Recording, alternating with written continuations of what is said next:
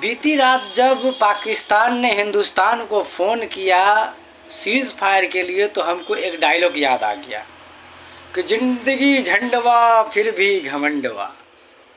पता है, पाकिस्तान ने अमेरिका के सामने फ़ोन करके गिड़गिड़ाया कि हे बाबू हमें बचा लो, हमें दाल रोटी खाने के पैसे नहीं हैं। कल बीती रात ही आपने $1 बिलियन हमें लोन दिलवाया है और अब हमें हिंदुस्तान से बचा लो, क्योंकि लोन दिलवाया है, खाने के लिए दाल रोटी है नहीं, और वो हिंदुस्तान तो हमें नुकसान पे नुकसान किए जा रहा है बम फेंक करके, तो बेचारा गिड़गिड़ा रहा है। देखिए, पाकिस्तान की ये गिदड़ भपकी और ये पैर पे फिर गिर जाना, ये बहुत पहले का ये इसका आदत रहा है।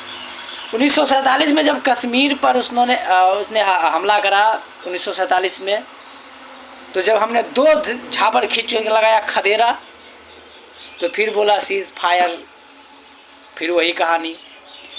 1965 में जब वही कहानी आप लोग जान ही रहे हैं, फिर 71 में भी वही कहानी, फिर 99 में भी वही कहानी। अब 2025 में ऐसा कहानी आया है कि हम लोग उसके अंदर तक एटम बम मतलब परमाणु बम होने के बावजूद परमाणु शक्ति से लैस देश के अंदर घुस करके तबाह कर दिया उसको। ये हमारा एक रिकॉर्ड है, हमारा एक इतिहास बन गया। बाबू बचा लो, बाबू बचा लो। अब अमेरिका के सामने पाकिस्तान गिड़गिड़ा रहा है। बाप बाप होता है, बेटा बेटा होता है। इसलिए बोलते थे कि गिदड़ भपकी ना दो। एगो आसिम मुनीर है, वहाँ का जनरल है, आर्मी चीफ है, वो बहुत शाना बनता है। अब उस पे नज़र है टिकी हुई भारत सरकार की। अब उसको जब तक कट से नहीं खा जाएगा तब तक चैन नहीं मिलेगा भारत सरकार को। उसको खाने में लगा हुआ है और ये ज़रूरी भी है।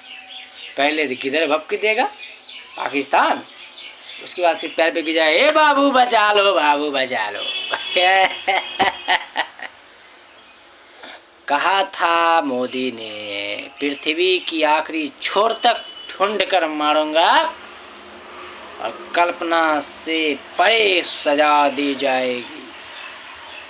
अब समझ में आ रहा है। और जानते हैं, कुछ कांग्रेस पार्टी का जो है ना, कुछ विपक्षी विरोधी पार्टी का कुछ ऐसा मीडिया है जिसको बीजेपी ने 2-4 लप्पर धराया है, मतलब बीजेपी उसको भाव नहीं देता है।